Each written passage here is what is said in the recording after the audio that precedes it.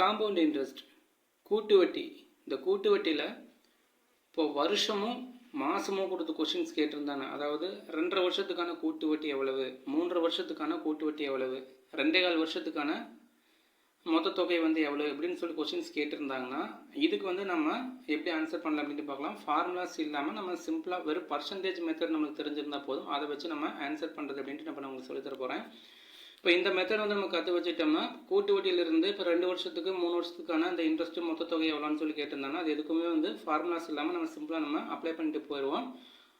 Formula வச்சு நம்ம answer பண்ணுறதுக்கு எவ்வளோ நேரம் ஆகுமோ அதில் பாதி நேரம் தான் நமக்கு இந்த மெத்தடில் ஆகும். ரொம்ப சிம்பிளாகவும் இருக்கும், கன்ஃபியூஸ் இல்லாமல் நம்ம ஆன்சர் பண்ணிட்டு போயிடலாம். ஸோ கொஸ்டின் என்ன கேட்டிருக்காங்கன்னா, அசல் 8000 ரூபாய்க்கு 15% கூட்டு வட்டியில் 2 வருடம் 4 மாதம் முடிவில் பெரும் தொகை மொத்த தொகை வந்து எவ்வளோ அப்படின்னு சொல்லி கேட்குறாங்க. ஸோ அசல் வந்து எவ்வளவு 8000 ரூபாய், வருஷத்துக்கு 15% கூட்டு வட்டி, சரிங்களா? அப்போ 2 வருஷம் 4 மாதத்தில் எவ்வளோ வந்து மொத்தமாக அந்த தொகை வந்து கிடைக்கும் அப்படின்னு சொல்லி கேட்குறாங்க. இது வந்து இப்போ நம்ம 2 வருஷம் 4 மாதம் அப்படின்னு கேட்கறனால நம்ம 3 ஸ்டெப்ஸில் வந்து நம்ம ஆன்சர் பண்ணலாம். ஸோ ஃபஸ்ட்டு ஸ்டெப்பில் முதல் வருஷத்துக்கான இன்ட்ரெஸ்ட் எவ்வளோன்னு கண்டுபிடிக்கணும், 2வது ஸ்டெப்பில் 2வது வருஷத்துக்கான இன்ட்ரெஸ்ட்டு, 3வது ஸ்டெப்பில் இந்த 4 மாதத்துக்கான இன்ட்ரெஸ்ட்டு. ஸோ ஃபஸ்ட்டு ஸ்டெப்பில் என்ன பண்ணலாம்னா கொடுத்துருக்கூடிய அசல் வந்து எடுத்துக்கலாம். ஸோ 8000 ரூபாய் ஒன்றும் இல்லை, ஜஸ்ட் இதை வந்து பர்சன்டேஜ் மட்டும் அப்ளை பண்ணி நம்ம ஆன்சர் பண்ண போகிறோம். 8000 ரூபாய்க்கு 15% எவ்வளோ அப்படின்னு கண்டுபிடிக்கணும் இப்போ நம்ம, சரிங்களா? ஒரு வருஷத்துக்கு 15%. So 8000 × 15 divided by 100.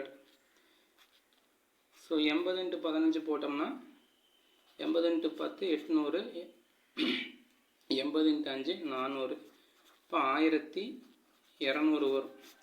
ஸோ முதல் வருஷத்துக்கு 8000 ரூபாய் அசலுக்கு 15% இன்ட்ரெஸ்ட்டுக்கு வந்து பார்த்தோம்னா நம்மளுக்கு 1200 ரூபா நமக்கு வட்டியாக கிடைக்கும்.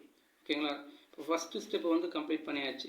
2வது ஸ்டெப் என்ன பண்ண போகிறோம் அப்படின்னா அதே மெத்தட் தான். இங்கே வந்து நம்ம அசலையும் வட்டியும் கூட்டி எழுதிக்கணும். இது கூட்டு வட்டி அப்படிங்கிறதுனால முதல் வருஷத்துக்கான அசலையும் அந்த வட்டியும் இப்போ நம்ம கூட்டி எழுதிக்கணும். 8000 + 1200 9200, சரிங்களா? இது வந்து 2வது வருஷத்துக்கான அசலை இப்போ நம்ம எடுத்துக்கிறோம். ஸோ 9200ல் 15% வந்து எவ்வளோன்னு கண்டுபிடிக்கணும். இவ்வளோ தான் வரக்கூடிய ஆன்சர்ஸ். ஜஸ்ட் நம்ம கூட்டி எழுதிக்கணும். அவ்வளோ அதில் 0க்கு 0 அடிச்சிருவோம்.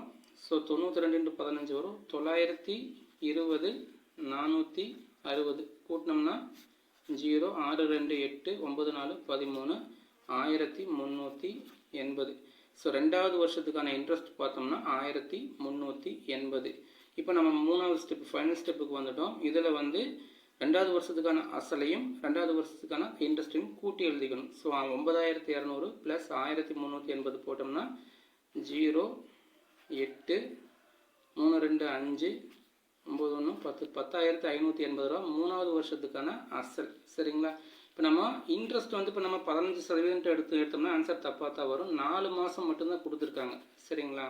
இப்போ 4 மாதம் உதாரணத்துக்கு ஒரு 2.5 வருஷம் அப்படின்னு சொல்லி கேட்டிருந்தாங்கன்னா என்ன பண்ணுவோம்னா இந்த இன்ட்ரெஸ்ட்டில் வந்து பாதி எடுத்துக்கணும். இப்போ 4 மாதம் மட்டும் கேட்டிருக்காங்க. இப்போது ஒரு வருஷத்துக்கு வந்து 12 மாதமா, 12 மாதத்தில் 4 மாதத்துக்கான அந்த இன்ட்ரெஸ்ட் மட்டும் எவ்வளோன்னு கண்டுபிடிக்கணும். ஸோ 4/12 × அந்த ஒரு வருஷத்துக்கான முழு இன்ட்ரெஸ்ட் 15% 3/5. அப்போது 5% தான் முதல் 4 மாதத்துக்கு வந்து நம்மளுக்கு 5% தான் அந்த இன்ட்ரெஸ்ட் வந்து நம்ம எடுக்கணும். ஒரு வருஷத்துக்கு 15% அப்படின்னா அந்த முதல் 4 மாதத்துக்கு 5% இன்ட்ரெஸ்ட் மட்டும் நம்ம எடுத்தால் போதும். ஸோ 5/100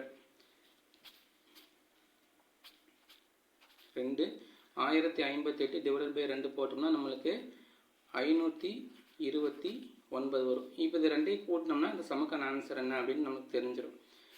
9 8 2 10 5 + 5 0 9 8 + 2 10 5 + 5 10 10 + 1 11. ஸோ 11109 ரூபா 2 வருஷம் 4 மாதத்துக்கு 8000 ரூபாய் 15% கூட்டு வட்டியில் 2 வருஷம் 4 மாதம் முடிவில் கிடைக்கக்கூடிய மொத்த தொகை, சரிங்களா? இப்போ கொஸ்டினில் வந்து 2 வருஷம் மட்டும் கேட்டிருந்தாங்கன்னா நம்ம இதோட ஸ்டாப் பண்ணியிருந்துருக்கலாம். இது ரெண்டும் கூட்டி வரக்கூடிய இந்த 10580 அப்படிங்கிறது இந்த சமுக்கான ஆன்சராக வந்திருக்கும். ஸோ ஃபார்முலா வச்சு ஆன்சர் பண்ணுறதுக்காட்டிலும் இந்த மெத்தடு வந்து நமக்கு ரொம்ப சிம்பிளாக இருக்கும். ஜஸ்ட்டு வரக்கூடிய அந்த ஆன்சர்ஸை வந்து கூட்டி அடுத்தடுத்த வருஷத்துக்கு நம்ம எழுதிக்கணும். முதல் வருஷத்துக்கு 8000 ரூபா அசல், அதில் 15% எவ்வளோ 1200. இதை ரெண்டையும் கூட்டினோம்னா 2வது வருஷத்துக்கான அசல் நமக்கு கிடைச்சிடும். இதில் வந்து 15% விதத்தை எவ்வளோன்னு கண்டுபிடிக்கணும், 1380. இது ரெண்டையும் கூட்டினோம்னா நம்மளுக்கு 10,580 அப்படின்னு சொல்லிட்டு நம்மளுக்கு 3வது வருஷத்துக்கான அசலாக வரும். இதில் வந்து மொதல் 4 மாதத்துக்கான அசல் 5% மட்டும் எடுத்துக்கோங்க. இப்போ 3 வருஷம்னு சொல்லி மொத்தமாக கேட்டிருந்தாங்கன்னா 3வது வருஷத்துக்கு வந்து 15% சொல்லி எடுத்துருந்துக்கலாம். 4 மாதம் அப்படின்னு கேட்டுக்கிறதுனால நமக்கு அதுக்கான கால்குலேட் பண்ணி நம்ம எடுத்துருக்கோம்.